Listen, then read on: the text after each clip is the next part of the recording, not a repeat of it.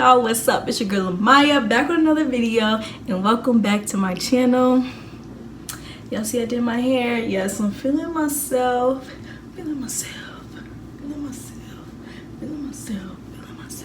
Anyways, welcome back to my VMT experience, my COVID VMT experience. Okay, I think I'm on 3rd week or 4th week. So let's just get straight into it. Okay, so 3rd week, March 12th. I said, I think I'm going to pass away if I sit in this class for one more second. Then I got March 11th. I guess I went backwards. I went back and said what we had did. It says, said bye to the 8-weekers. Okay, so my job in BMT was the A-Flight guide, which I already explained to y'all was like the backup guidon bearer, which is the person in the flag with the flag in front of the flight. But we would do practice. But we would go to practice when everyone would be doing details. So that was the perk to having that job. You didn't really have to do details. I mean, we would come back up there and help them. But okay, so basically practice is for graduation because a lot of it relies on the guidon bearer and the A-Flight guide.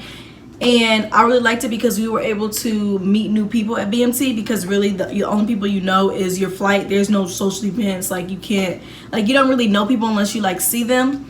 So it was really nice because like we kind of created friends that were from like different week groups and different flights, but like still in the squadron. So like we would see them around. And this particular week, 3rd week, the people that were teaching us actually were leaving, and so we had like a little thing where everybody came out for practice and we just said bye. Everybody brings their notebooks, get social media writing down since nobody has their phone to keep in touch, numbers and all that. And that was really cool. It was really sad though. Oh my gosh, it was so sad. But this actually, my 3rd week, when I said goodbye to the 8-weekers, little did we know that would be the last regular graduation. Okay, next thing I said, it's so cute how we all say ma'am. Like literally, ma'am. I don't know if you're from the South, then it's probably normal, but I'm from North, so we don't really say that. But it was just funny to me because it seems so formal, but it became just a regular thing to call your friend ma'am. Or like if you ask them something and you like, let's say I asked my friend for some gel or something, some edge control, and she gives it to me like, just to be like, thank you ma'am to your friend was so weird to me, but I thought it was cute. I said lint rolling my underwear. BMT life. First phone call was because of coronavirus. Got it Wednesday instead of Friday. So we were supposed to get our first phone call 3rd week on Friday, but they ended up giving it to us Wednesday because, man, I think that they told us, honestly, I can't remember correctly, but I think that what we were supposed to be telling our families was that we might not see them at graduation and they might shut down the base because of corona. And this was like when it was still like really new, but this is when it was getting bad, but it was like the beginning of everything. So people still had high hopes and stuff, and it was just like, yeah, it's closed right now, but like by the time we are 8th weekers, it should be opening up and stuff. But little did we know.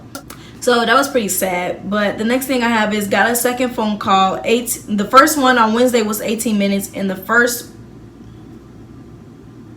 one on Wednesday was 15 minutes, and then the second one on Friday was 18 minutes because we were supposed to get a phone call on Friday, but they ended up making us call on Wednesday. And so we kind of finessed the system a little bit. We was like, whoa, we were supposed to get our 3rd week phone call on Friday. So technically that one doesn't count because we had to tell our parents about corona, and not what or families, parents, families, boyfriends, girlfriends, whatever.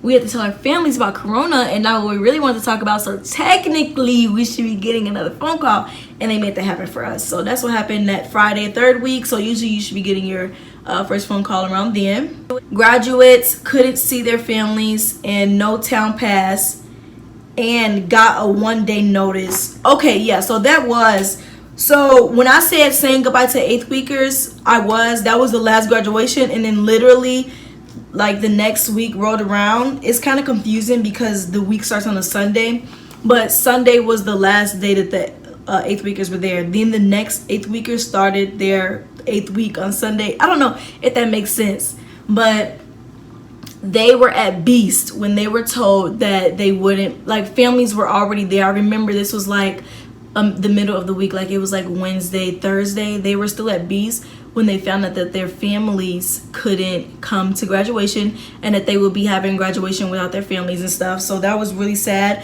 They also got their town pass taken away because you're usually supposed to have the coin ceremony on Thursday, the graduation on Friday, and then if you're good, because apparently the town pass isn't guaranteed, but usually you have a town pass. You have a town pass for the weekend, or it's like a Saturday and Friday or something like that.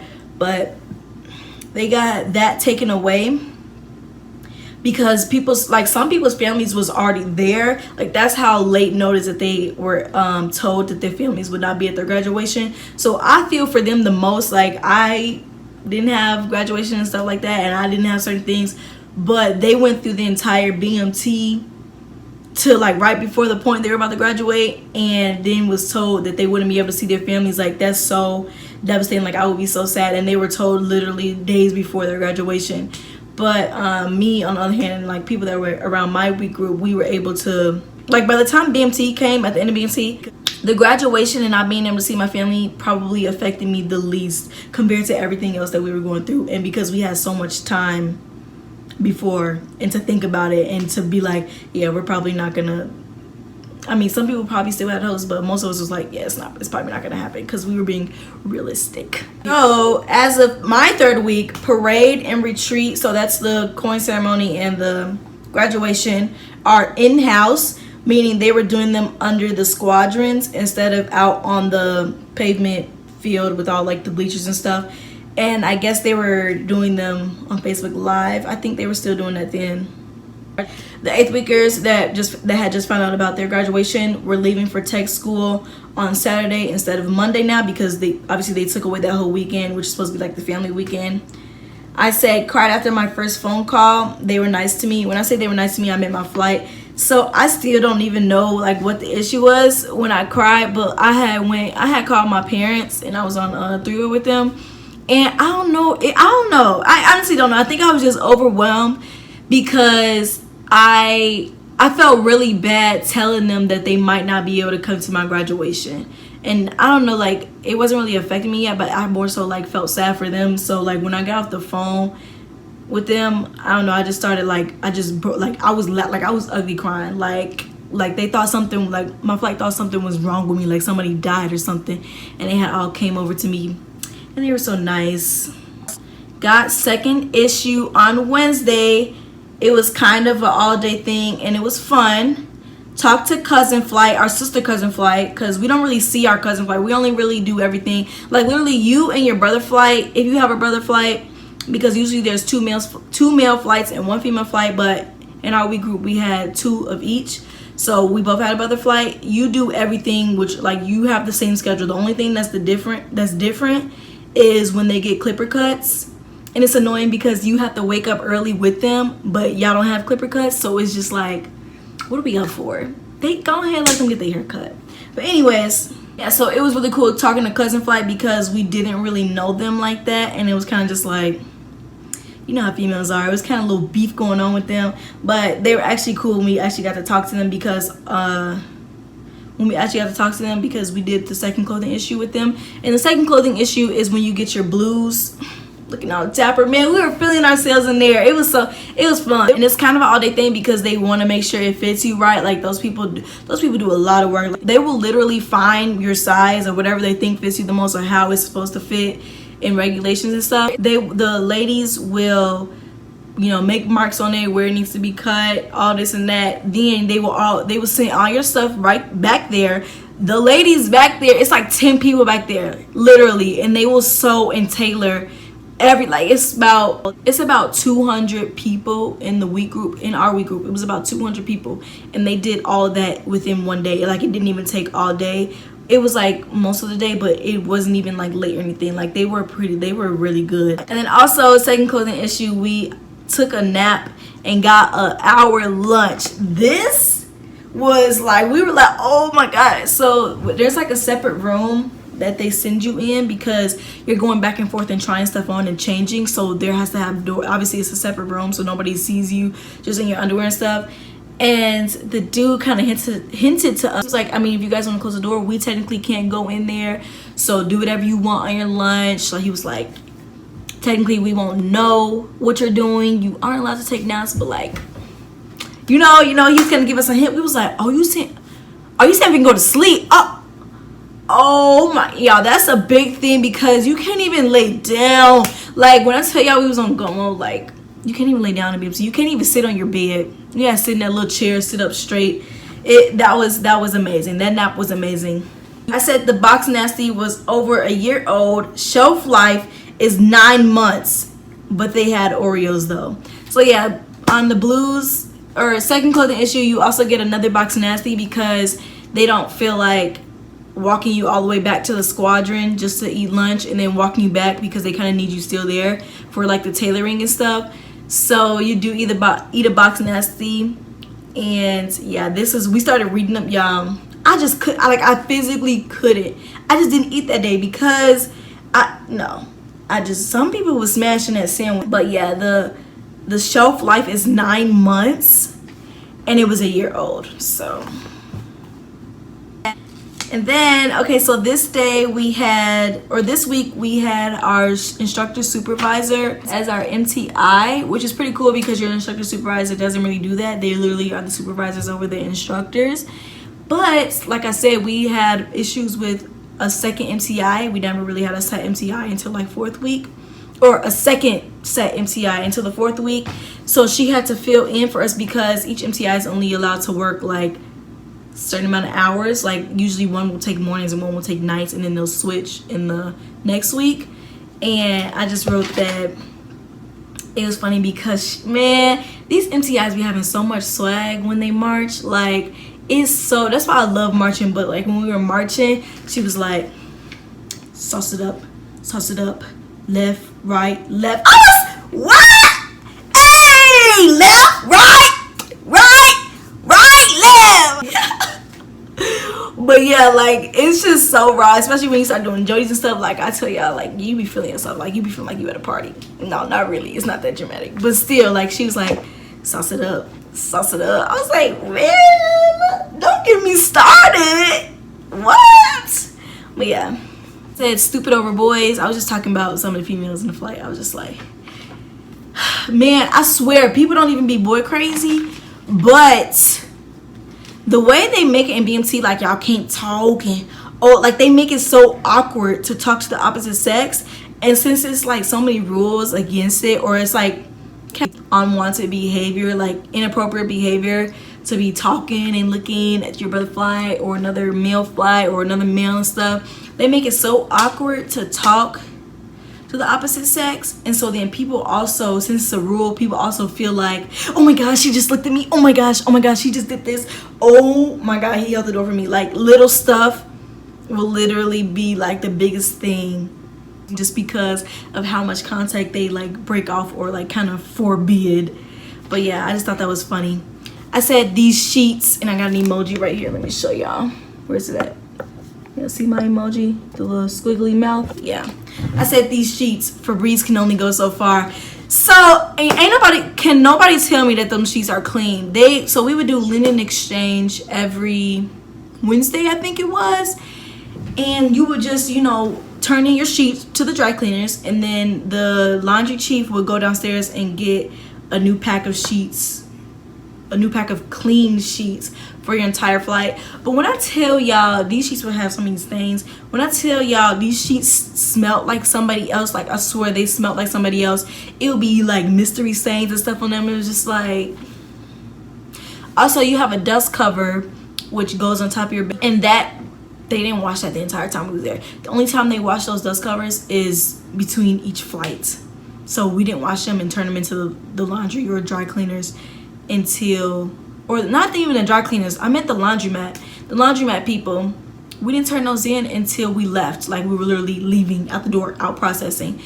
And yeah, anyways, but I had bought some for actually, this is it right here. This is the same one from BMT.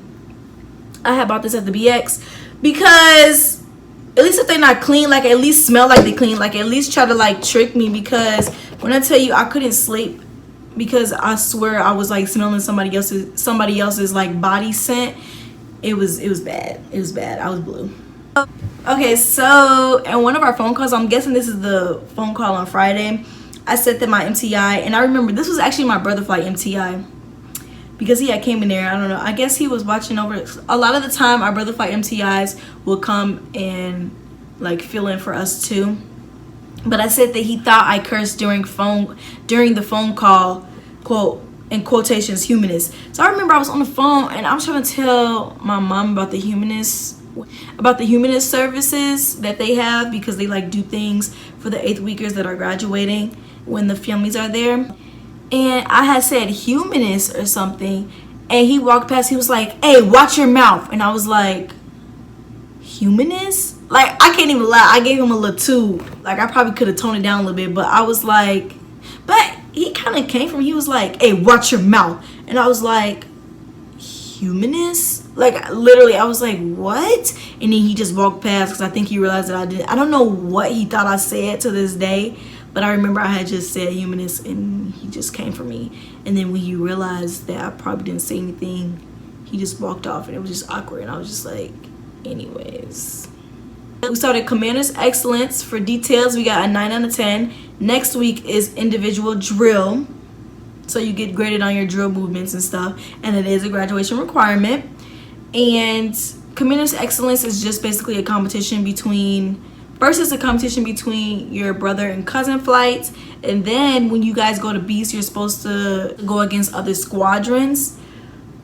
That didn't happen because a lot of the things that they do for Commander's Excellence we were not able to do because of COVID. But we were runner-up. Our brother flight was really good, y'all. Like, our brother flight had it in the bag. So they got 10 out of 10 out of most of their things. My flight got a 9 out of 10. For details is just dorm inspections, cleaning, utility room, laundry room, latrine, beds, all that, dust downs, all that good stuff. Oh, 3rd week you also get your name tapes. This was y'all, this is when you get your name back. You're not just trainee anymore. Now you're trainee blank. Your first name is still trainee, but now you have a second name. It's a good feeling. Since we lost the test on Wingman Concept, I'm confused because I know Wingman Concept is a part of Commander's Excellence, but there's like a couple of things that you're supposed to know, and I think we got like an 8 out of 10 on that, but I don't know if that's what I'm talking about. And then I started listing random rules that we had to follow, and it was to leave the toilet seats up, and that we couldn't have any candy. I don't know to this day why you can't have any candy. I think they're just trying to rip you of all humanity. But yes, leaving the toilet seats up was a really weird rule to me. I don't know why we have to do that, but it's annoying because you get like points taken off. Like, some people would get like days taken off or hours taken off with their families over the weekend because of left toilet seats up. And it's annoying because that means that the males have an advantage. We don't leave toilet seats up. Like, our entire life we've been putting them down. Last but not least, on March 13th, I said, wow, I really went out of order because the first thing I said, oh no, I didn't, never mind. But it says, got a free day today because we were supposed to work graduation. So sometimes you have like duty flight, and your entire flight will go do KP, which is working in the DFAC, or they'll do PT supply. I don't even know what that is. Our cousin flight went to work at Beast 1 week. And then this day we were supposed to work graduation, which was not a thing anymore. But yeah, I'm not sure exactly what we were supposed to be doing because obviously we didn't do it. But they made us get up at like 3 a.m. Like, that was supposed to be a full day. 3 a.m. till 9 p.m. And my last point for March 13th and for 3rd week was that I went through pyramid push-ups for the first time today without stopping at PT. So basically, pyramid push-ups is just like you go like 1, then you roll on your butt and you go up 1, Mustangs. I was a Mustang squadron, so we said Mustang in between. Then you go back down, roll 1, 2, roll 1, 2, roll, Mustangs 1, 2, 3, 1, 2, 3, roll, Mustangs. And you do that all the way until 10, and then you go back down. And that's hard. that junk is hard. And third week was the first day that I got through it without stopping because I'm a boss, baby. But yeah, y'all, that is it for this video and for my third week of training during COVID. I hope you guys enjoyed it and got in tune to this fit. Let me show y'all real quick. Y'all see. Go ahead, Mona. Go ahead, Mona Lisa. But yeah, y'all, thank you for watching this video. I hope you enjoyed it. See y'all next time. Bye.